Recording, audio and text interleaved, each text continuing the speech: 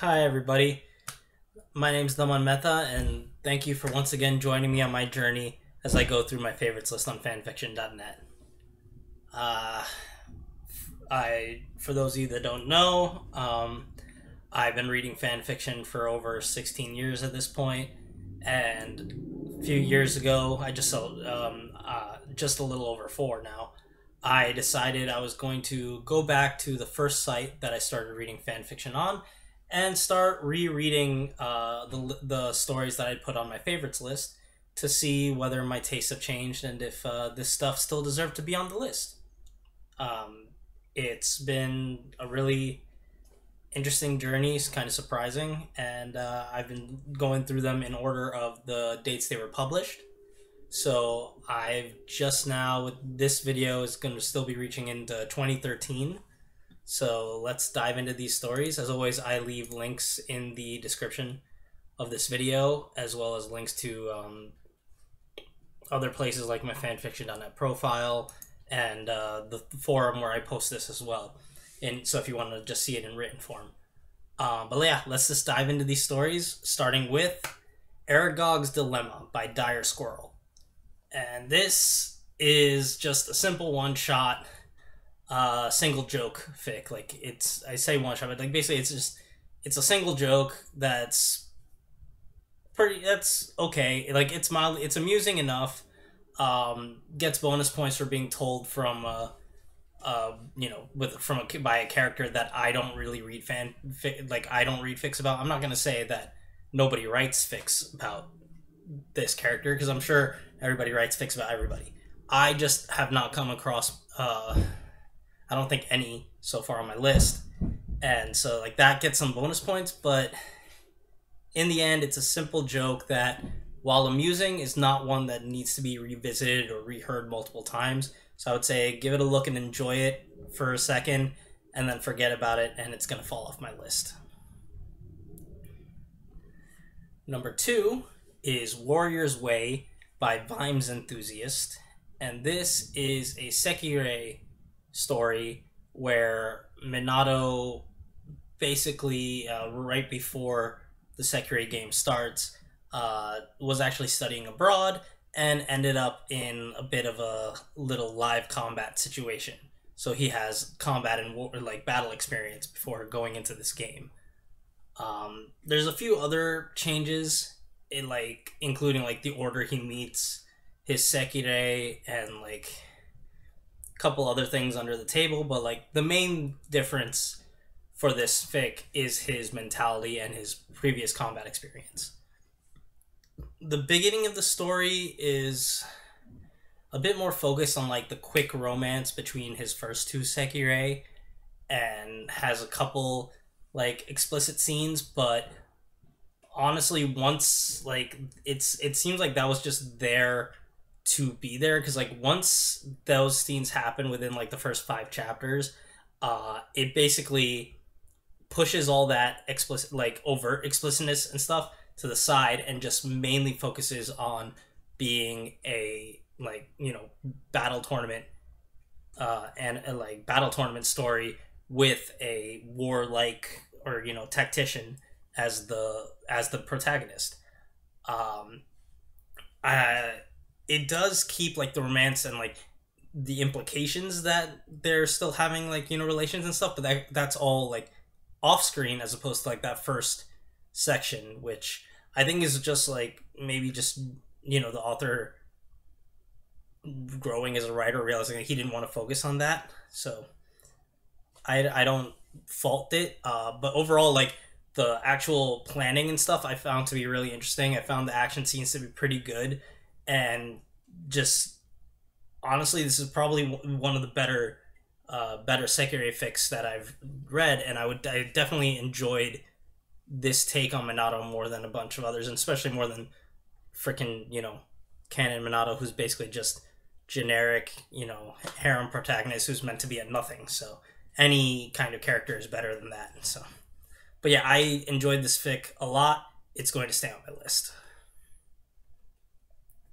Number 3 is Ledger by the Honorable Novak, and this is a Harry Potter Avengers crossover, where this takes place during the Avengers timeline. So like the Harry Potter stuff has like moved up in time, so that they take place both in like 2012, with like the seventh book of Harry Potter taking place at around the same time as the Avengers stuff. And what's interesting is, again, like, this is following characters that I don't normally follow, where the main protagonist here is really Loki, where he ended up meeting Sirius after, Loki fell from the Bifrost and Sirius fell through the veil, and befriending him. And because of that, when he's sent down to New York for the Avengers movie, he still has a feeling and wants to keep an eye out for Harry, and then gets involved in all of his stuff afterwards. Loki's characterization here is done really well, and like it becomes very clear why he's doing this, and it shows a lot. It makes him a lot more sympathetic. I'm not say he's not a sympathetic character. I mean, a lot of people like him a lot, and how much of that is because of the performance, but it's done really well, and it makes the character, even just in text, seem much more than if you look at just the movie, where he was basically, just super bad guy. His methods of getting the Avengers into the action as well are like suitably underhanded and fit well with his, God of Trickery, like, title and everything. And the constant POV shifts, where there's like single scene, basically multiple times, like every now and then it'll shift for like a single scene to another POV, so we could see how actions that Loki's taking, and the insights from other people's perspectives, so it doesn't become too stagnant. I found Loki's like caring and parental relationship with Harry to also be like really well handled, and make this totally worth checking out and super interesting. It's going to stay on my list. More Harry Potter stuff now, with Funny Thing Magic by Graft Vulgarity. And this is a pretty AU tale of Harry's time at Hogwarts, where he faces a bunch of new dangers with a shiny new power-up. This story assumes that you know the Harry Potter world.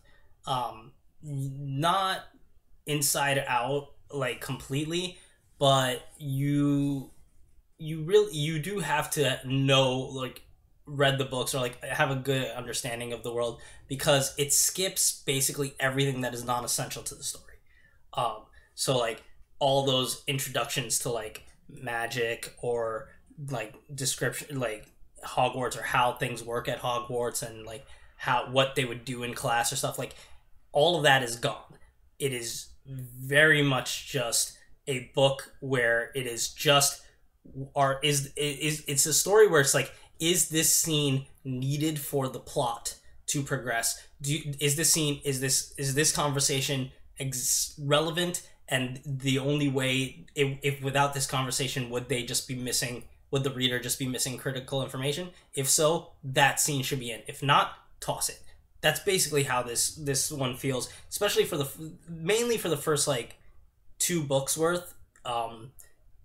So, because that's where the least amount of changes really come. It's weird to say it. Like, I say least amount of changes.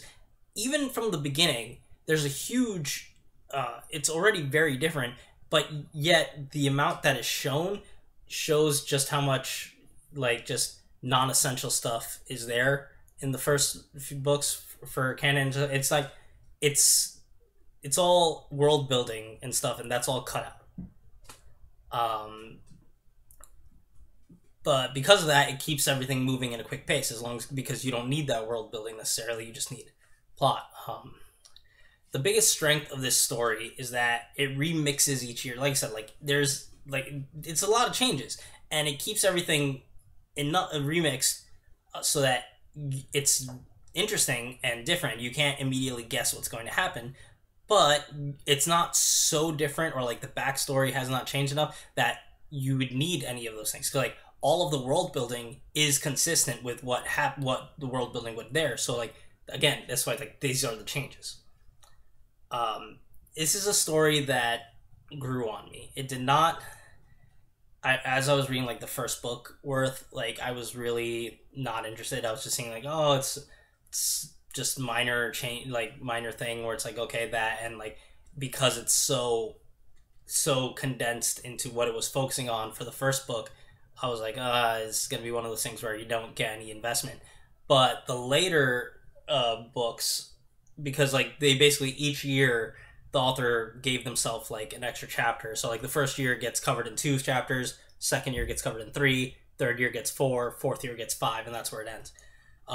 And what's interesting, like I will say the first book and those 2 chapters might have been too short. Probably should have added a bit more.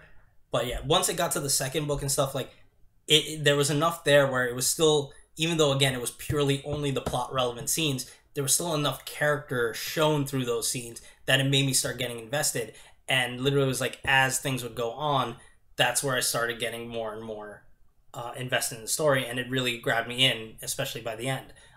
So I feel like if anybody wants a pretty condensed version of the Hogwarts journey with that is also pretty different from the standard fare, I think you'll be very happy here, and I enjoy this a lot. It's going to stay on my list.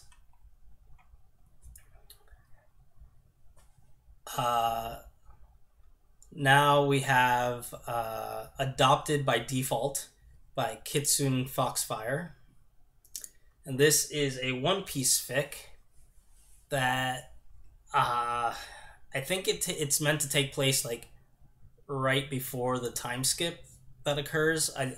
So this is weird. I've watched 60 episodes of One Piece, which means I have not watched One Piece. Like I watched the intro where they get to the Grand Line. That's it. So I don't know much, and I don't follow the manga and stuff. So I don't know the actual full plots of the stories. I know important moments and stuff like that. So like, I know that there's a time skip at some point.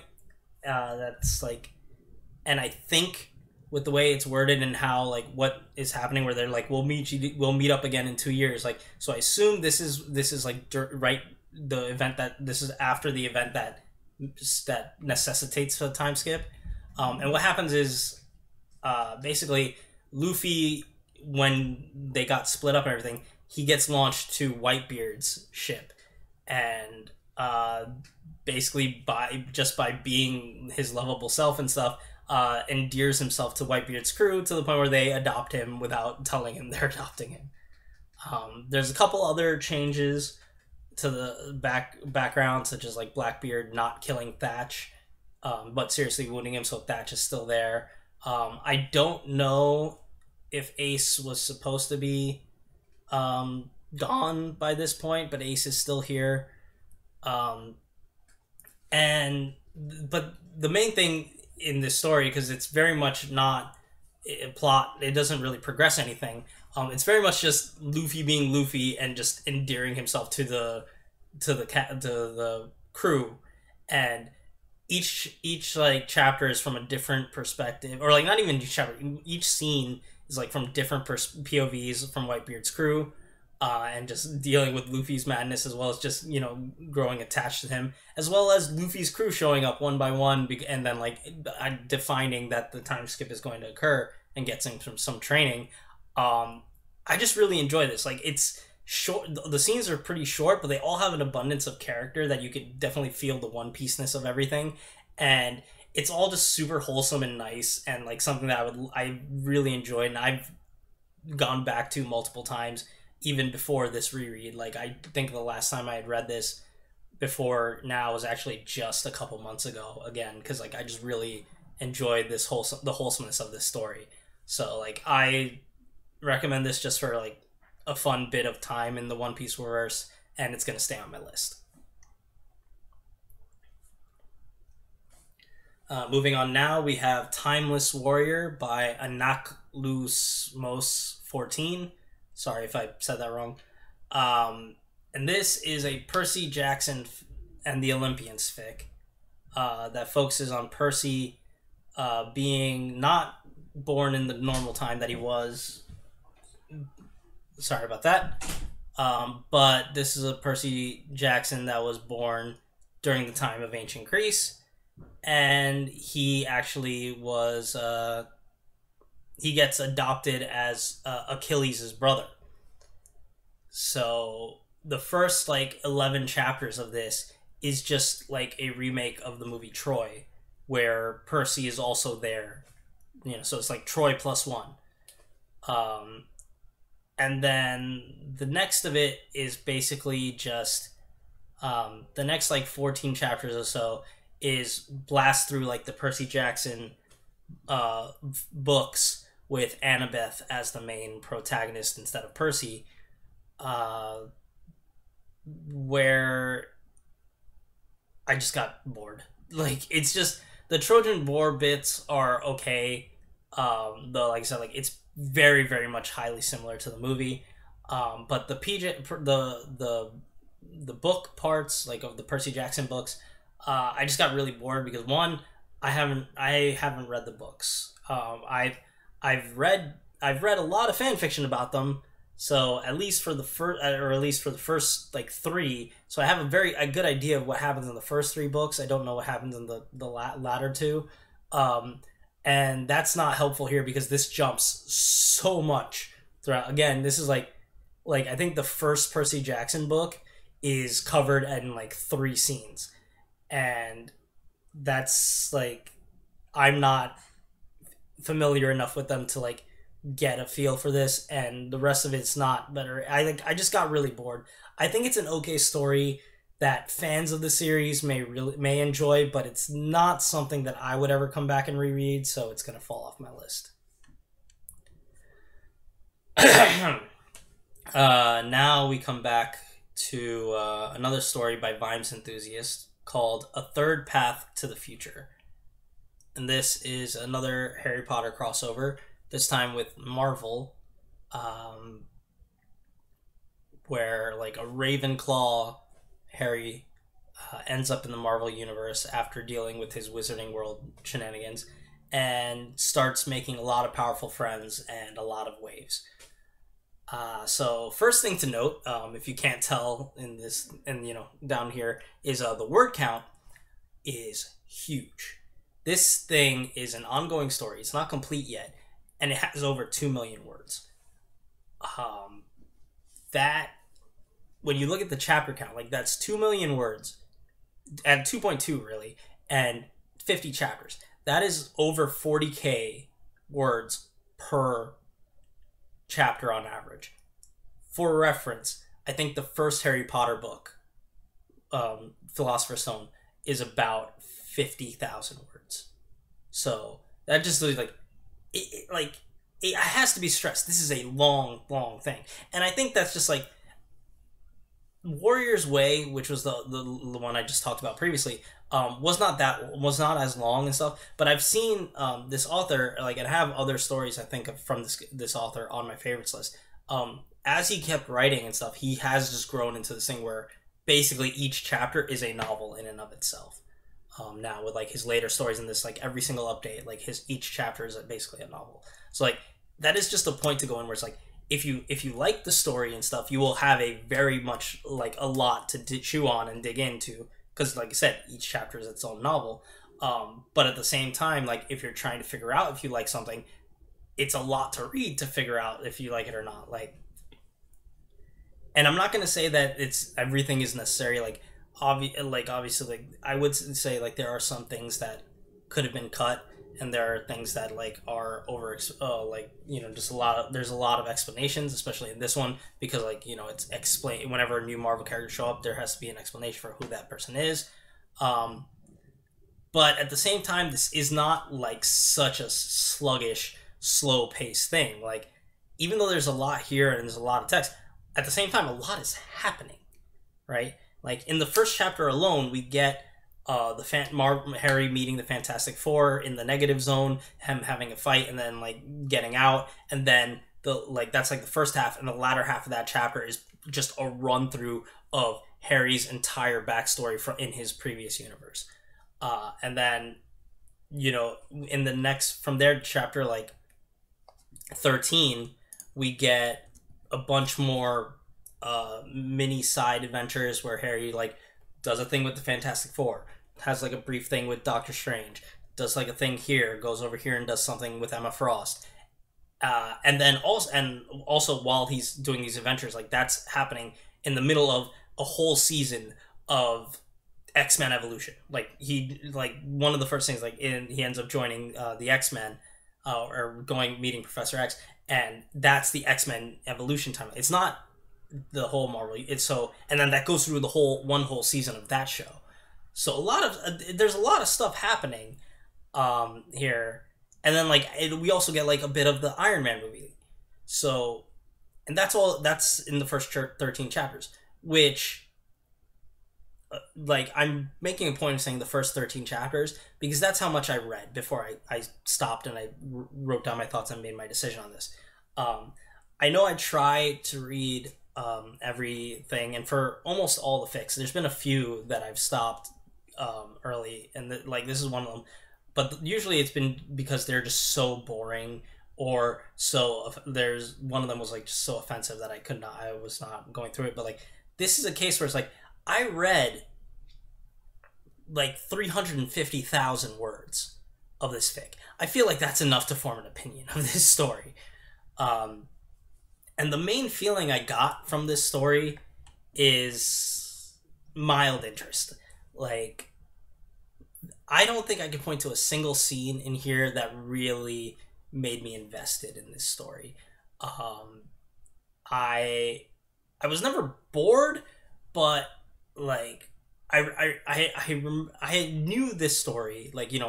I saw this on my list and I was like, oh, I know what this thing is, and it's this behemoth. So I had a picture in my mind before I started rereading this, and the thing was, I was just I kind of expected it to be more interesting or engaging than I thought it was. And my main thought while I was reading this over the course of 3 days, to get to the 13th chapter, was just maybe it's the next chapter where things start popping off and getting interesting. Maybe it's the next chapter. And that's just the one thought that I had as I kept going and going and going. And it just never did for me. It never got me that super engaging thing. And it never created an emotional connection. I basically found this to be the equivalent of a TV show that I thought was kind of cool, gave it a look, and was that's interesting. And it's thing that I would keep up with out of a sense of obligation, not out of a sense of true interest. It's just oh, okay, yeah, that's there. So what's the next thing? What happened next? And that.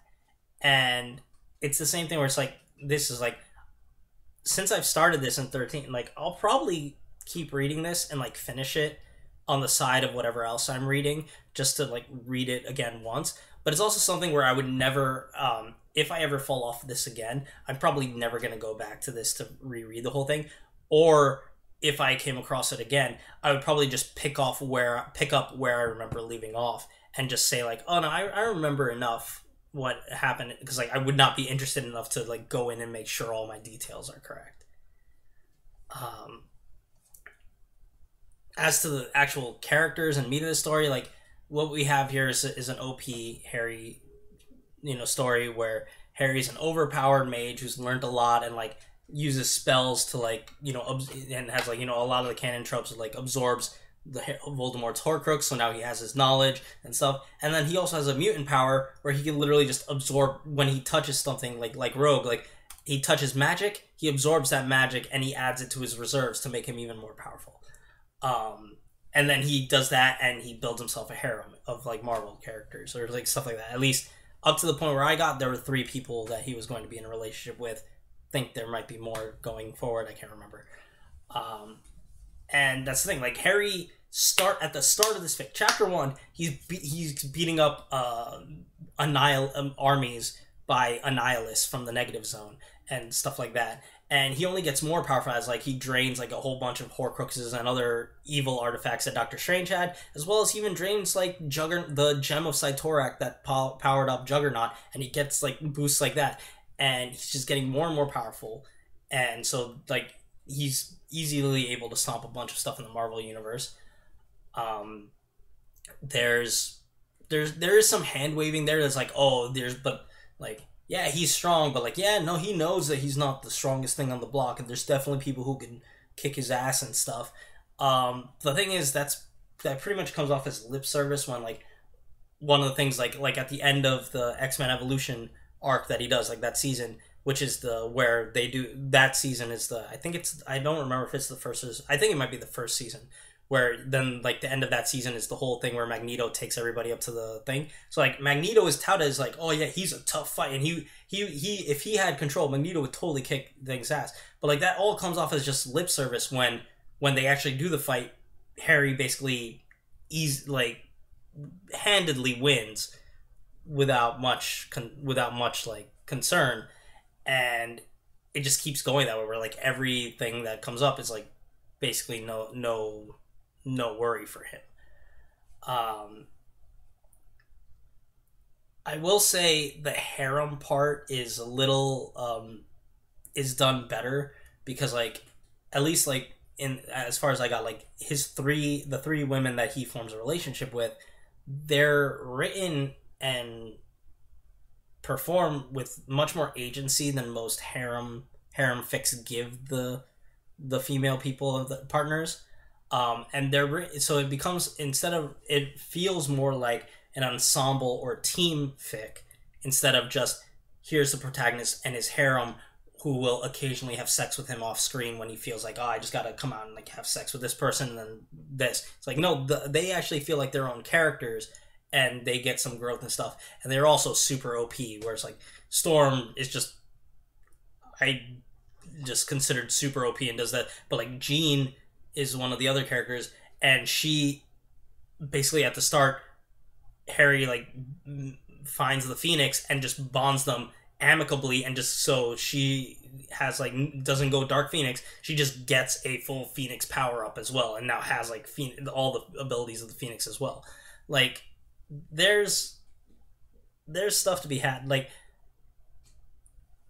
and it's also interesting of the universe itself, because it's not just the Marvel comic universe, it's a mix of the Marvel comics, like the Fantastic Four are very much the comic versions of the Fantastic Four, but there's, like I said, X-Men. The X-Men side is X-Men Evolution, and then there's also the MCU. Like the last part of the 13th chapter, which is as far as I got, was like the first Iron Man movie.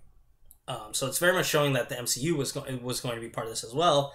And then, like, you know, on the Marvel comic side, like I said, you have Fantastic Four, you have Nick Fury and stuff, and Natasha, Black Widow, whose backstories are the comic backstories where they used to be spies. Nick Fury used to look like David Hasselhoff, and now looks, because of shenanigans, now looks like Sam Jackson and stuff like that.